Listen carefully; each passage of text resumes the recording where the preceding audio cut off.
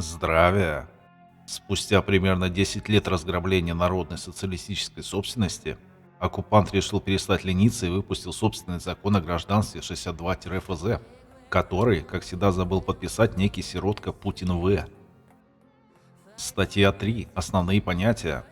Гражданство Российской Федерации – устойчивая правовая связь лица с Российской Федерацией, выражающаяся в совокупности их взаимных прав и обязанностей. Опять бред про лица и несозданное государство. Очень жду хоть один аусвайс, называемый паспортом, где будет написано, как следует это государство. Пока у всех только фирма. Территория Российской Федерации – территория Российской Федерации. В пределах государственной границы Российской Федерации или территории РСФСР.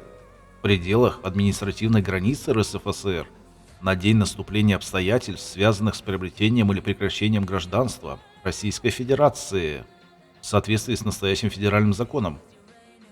Здесь у нас забавный пункт, где они пишут, что территория РФ внутри территории РСФСР, которая не передавалась, ибо нет актов передачи земли и собственности от РСФСР в сторону РФ, а переименование – очевидная фальсификация, на которой негде штампы ставить. А еще нет демаркационных договоров, границы есть только на словах, но плюс рекетиры будок понаставили и мзду собирают в местах перехода, дальше заборов нет.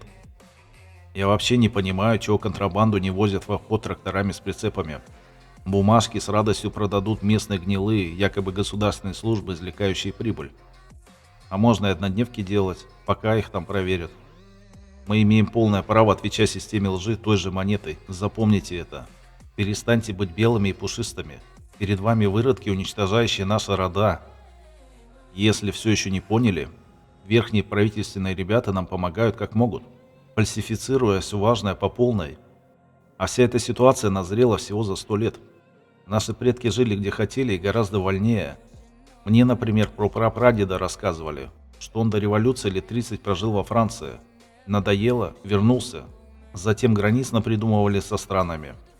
Нас прогнули совсем недавно. Но это тема оккупации земли в целом. Вот эти вот анунаки и рептилоиды, ну как вы любите. Она слишком трудная и большая.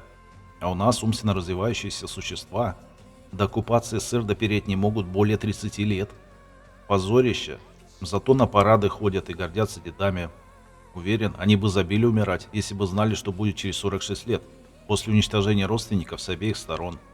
Давайте побольше пишите комментов. Все еще не понимаете, что все войны договорные, по указке оккупанта земли. Подлил позитива, надеюсь. Вид на жительство, документ, удостоверяющий личность лица без гражданства, выданный в подтверждение разрешения на постоянное проживание на территории Российской Федерации, лицу без гражданства или иностранному гражданину, и подтверждающий их право на свободный выезд из Российской Федерации и возвращение в Российскую Федерацию. Прикиньте, а человеку можно без преград перемещаться по международным правам человека, которые выше их писанины. А вот лица не ущемляют на территории, существующей только в фантазиях. Плюс пока не нашел, что они имеют в виду под личностью.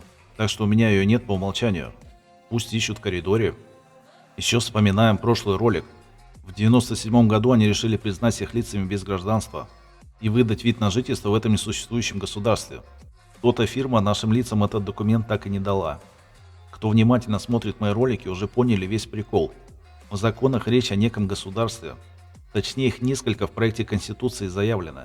Но вокруг фирма или корпорация. В этом весь цимис. Потирать жопу можно вообще всей их писаниной. Закон длинный, придется делать несколько роликов. Крепитесь. Дальше будет интереснее. Всем добра, здоровья, процветания и денег.